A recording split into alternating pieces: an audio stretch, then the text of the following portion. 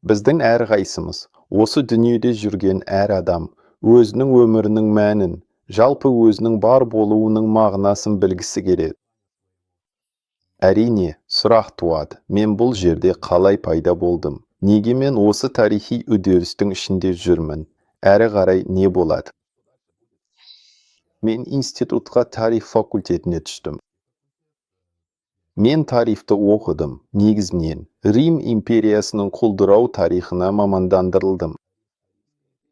Бұл құлдырау кезеңі, айталық, 5 ғасыр, және шамамен бұл кезең жоғары орта ғасырлармен аяқталады. Яғни 13-14 ғасырлар. Міне осы кезең мені қызықтырды. Оған қоса, бұл кезеңде романтика бар, ырцарлар, айдаһарлар. Әрине, оның қаншалықты шынайы екені бұл бөлек әңгіме. Бірақ сол кезеңде, сол жаста бұл мені қызықтырды. Яғни, сіз біліміңіз бойынша тарихшысыз, бірақ соған қарамастан қазір ресми тарихты қатты сынайсыз. Не болды? Неге бұлай? Сізбен не болды? Өйткені ресми тарихшылар тарихты сынамайды, ал сіз басқа жаққа өтіп кеттіңіз деуге болады. Қалай десем екен? Тарихта тарихшылар қозғамайтын, талқылағысы келмейтін көптеген мәселелер бар. Менің ойымша, бұл тарихтың өзінен жоғары құрылған белгілі бір жүйеге байланысты.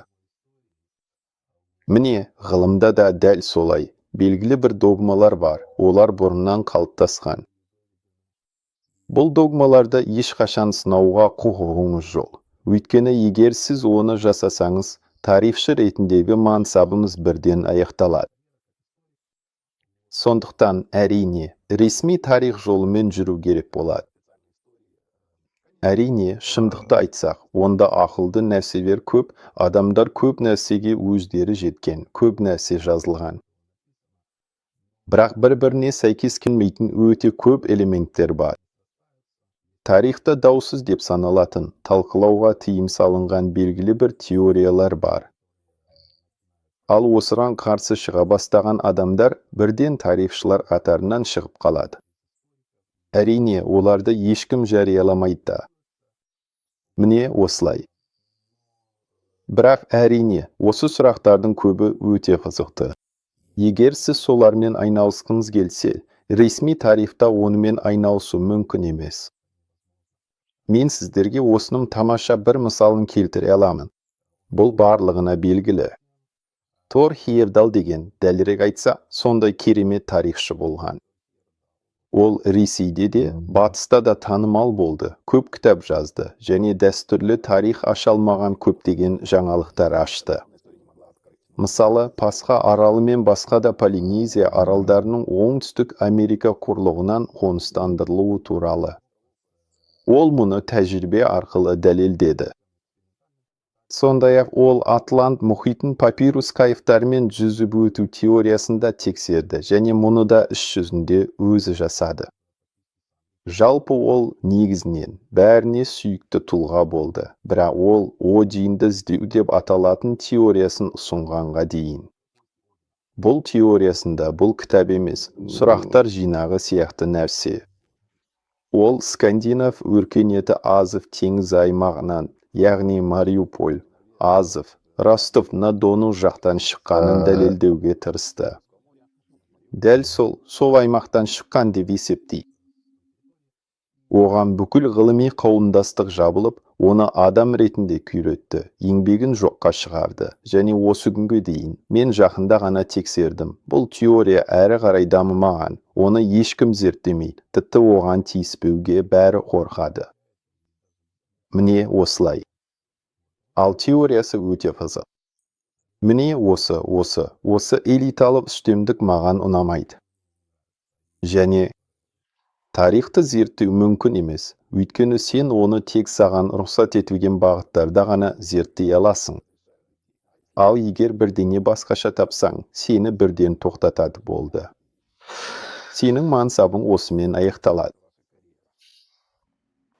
Яғни, сіз тарихта еркін ізденіс жасағыңыз келеді, бірақ іс жүзінде бұл сала өте қатты шектелген болып шықты. Иә, ол шектелген. Және білесіз бе, бұл енді меніңше әлеуметтік мәселе. Оны кім шектейді? Жалпы, тарихшылар деген кімдер? Адам ретінде. Сіз білесіз бе, мысалы, адам неге тарих профессоры болады? Сіздің ойыңызша, сіз қалай ойлайсыз? Мүмкін бұл адам өткенді жақсы көреді. Ол өткенде не болғанына қызығушылық танытады. Және сәйкесінше ол осы салаға барады ма? Ал ішінара иә. Бірақ жалпы алғанда адамдар бар, бұл бәрі емес. Тамаша тарих профессорлары бар, сарапшылар бар. Бірақ жалпы алғанда тарихшылар өздерінің осы бюрократиялық құрылымында негізінен инфантильді адамдар, қалай айтсам болады. Мәңгілік студенттер. Бұл адамдар өмірін балабақшадан мектепке, мектептен институтқа, бакалавры, магистр дәрежесін алып, түрлі сертификаттар жинап, кейін докторлық диссертация қорғаумен өткізгенде. Және 40 жаста келгенде олар профессор деңгейіне жетеді. Және білесіз бе, бұл айтпақшы, профессорлардың конференцияларын көру өте қызық. Бұл адамдар, олар үнемі бірдеңе міңгірлет, бірдеңе, деп отырады. Және үлкен мәселе, олар үнемі біреуді келтіреді. Яғни, олар өз атынан еркін сөйлей алмайды. Оларда үнемі дәйек сөздер болуы керек. Тарихта бұл, жалпы кез келген ғылымда сияқты, мысалы, физикада Эйнштейн бар. Мысалы, Эйнштейн былай деген, Ньютон былай деген. Тарихта да өздерінің жарық жұлдыздары бар. Бұл айталы. Хроника, мысалы, онда біде Джеффри Мамонский, Амианос Марсалинос Гилдас. Орыс тарихында бұл Нестор, өткен жылдар хикаясы, басқа да Карамзиндер және тіп. Яғни, тарих профессорлары өз пікірін айтпайды. Олар басқаларды келтіреді және солай болып шығады. Мен бұған философиялық тұрғыдан қарауға тырыстым. Яғни, мұнда не жамандық бар? Адамдар жұмыс істейді, жалақы алады, олардың отбасы бар шығар. Яғни, қалайда болса күн көру керек. Міне, бірақ, осы адамдардың көпшілігіне менімше өздері айналысып жүрген ісін амайды. Бірақ олар осы іспен айналысады, себебі басқа еш нәрсемен айналыса алмайды. Оларды осы тарихи, бюрократиялық, университеттер жүйе белгілі бір шеңберге қамап қойғандай. Сосын олар жаза береді, өздерінің жарияланымдарын жазады. Тарих негізі, қараңызшы, тарих ғылымдардан жарияланым тұрғысынан сәл өзгеше. Ғылымда қалай болады? Онда бәрібір қандайда бір эксперименттер жасалады, бірдеңе табылады, бірақ олар ұсақ түйек нәрселер. Мысалы, электрон 30 градусқа мына жаққа қозғалды делік, осының өзі мақала жазуға себеп бола алады. Ал тарихта не туралы жазасыз? Барлық құжаттар баяғыда табылған, жаңа ештеңе ешкім іс жүзінде таппайды. Кейде бірдеңе табылып қалады, бірақ кейін оның жалған екені анықталады. Сондықтан тарих профессорлары осы саланың майталмандары негізінен аудармамен айналысады. Яғни, ескі мәтін алынады да, мысалы, бар аудармалар қарастырылады. Олар кейін оны өздерінше қайта аударады да, былай дейді. Міне білесіздер не, мұнда бірнеше сөз дұрыс аударылмаған екен, сондықтан бұл мәтіннің мағынасы сәл өзгеше. Бірақ мәтіннің негізгі мәні өзгермей. Тек осындай ұсақ түйек нәрселер ғана бұл қызықсыз, бұл жалықтырады. Мұнда айтатын ештеңе қалмады. Яғни, бұл бастапқыда осылай жасалған жүйе, жалпы мәні бойынша оған ешқандай қатысы жоқ, жалпы алғанда. Бәрі жазылды, бәрі ашылды, бәрі сөрегерге қойылды. Тарихта көп нәрсе істеу керек, бірақ бұл тыйым салынған тақырыптар. Және мен айтқандай, мен мысал келтірдім. Фурхиерді алды. Егер сіз сол жаққа барсаңыз, сізді шығарып тастайды. Басқа мысалдар да бар. Мысалы, ең танымал балама көзқарастағы тарихшы Солтүстік Американың Грэм Хэнкок. Дәл солай. Яғни адамда өзінің тарихты түсіндіру теориялары бар, және оны барлық археологтар мен тарихшылар үнемі сынап жатады. яғни оны ақымақ дейді, оны нәсілшіл дейді. Бұл айтпақшы, Америкада кең таралған.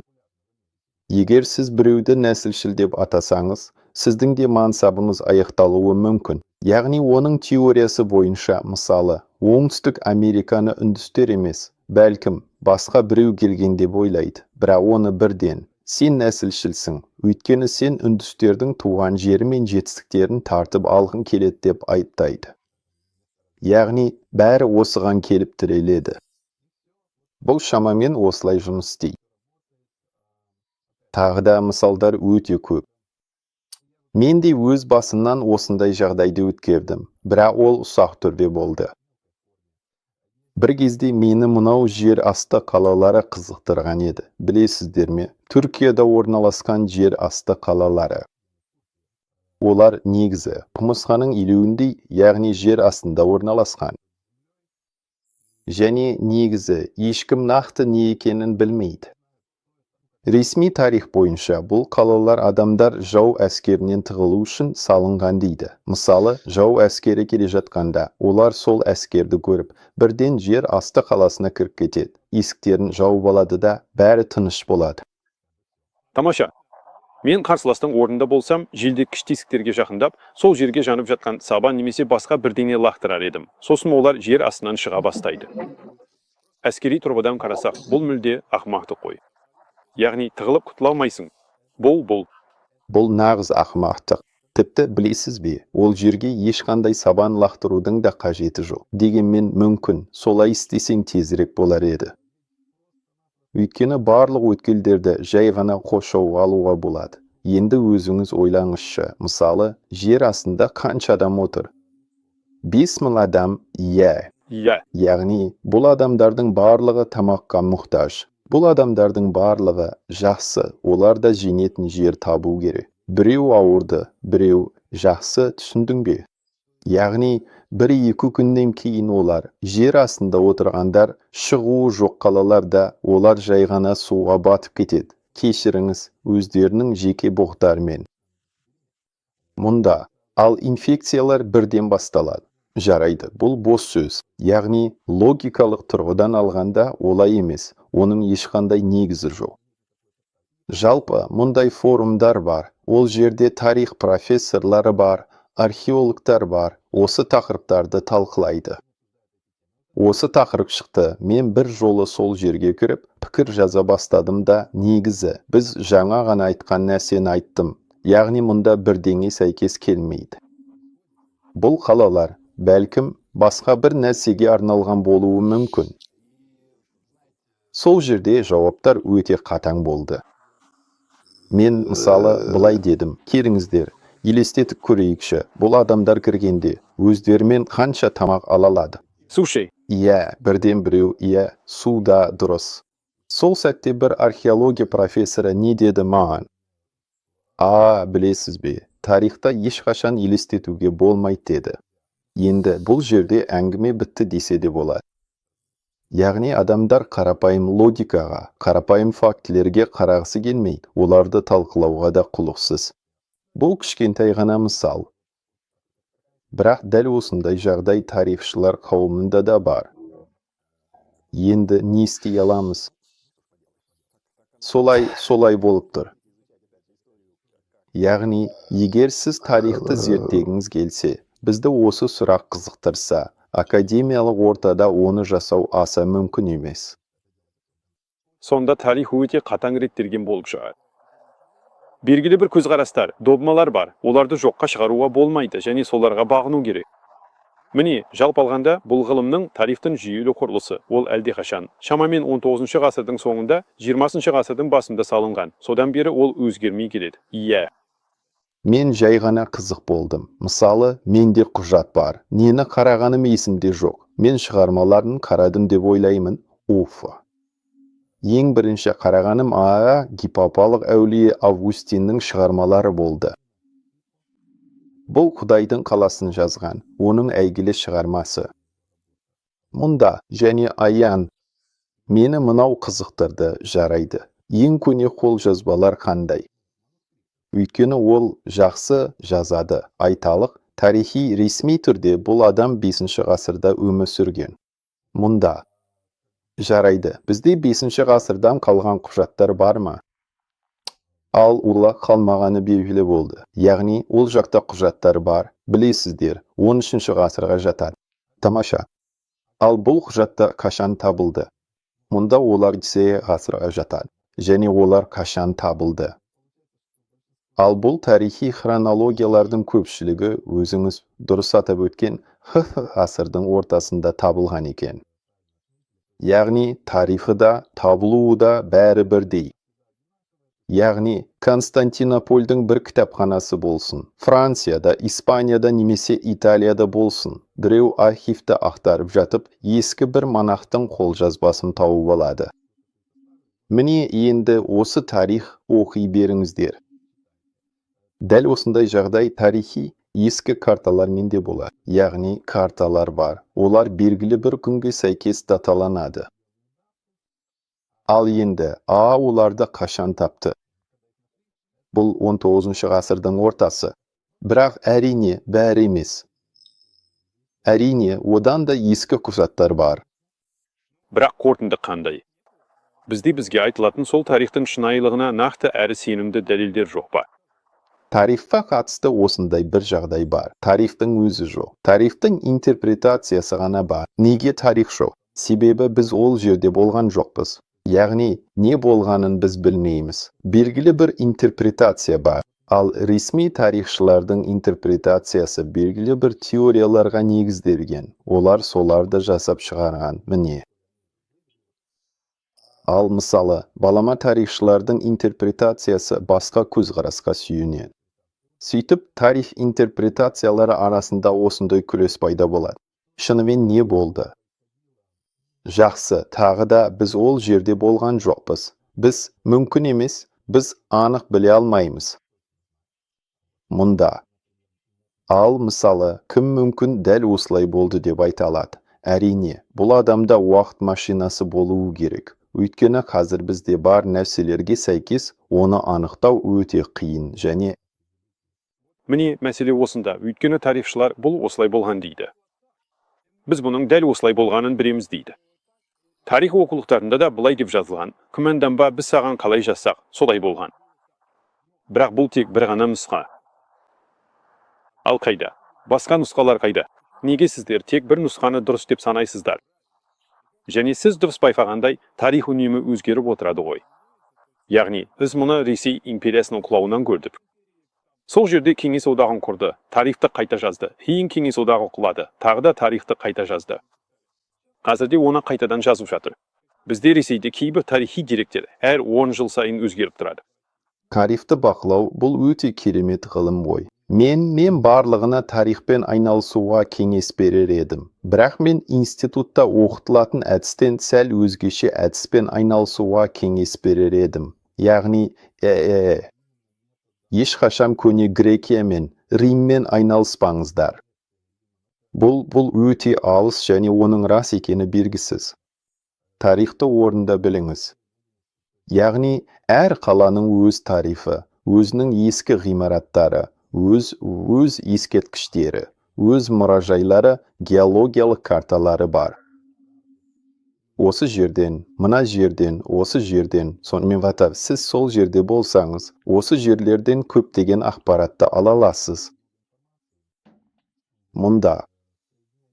Мұны логика сияқты логикамен, кәдімгі парасаттылықпен біріктіріңіз. Әрқашан есте сақтаңыз, адамдар шынымен өзгерген жоқ. Былайша айтқанда, қазір адамдардың мотивациясы ол кезде де солай болатын. Ал сіз өзіңіз үшін көп нәрсені ашасыз. Және менің ойымша сіз әңгімені байытасыз. Тағы да айта кетейін, тарихтағы жағдай қазіргі уақытта бізде осындай. Бірақ менің ойымша, егер адамдардың сыни массасы жиналса, олар қабырға бәрібір жұртқа көрсетіліп жатыр. Мұнда бірдеңе дұрыс емес десе, онда ресми тарих ол да өзгереді. Былайша айтқанда. Мүмкін толықтай емес, бірақ міне, бұл менің таза ұсынысым. Былайша айтқанда осылай.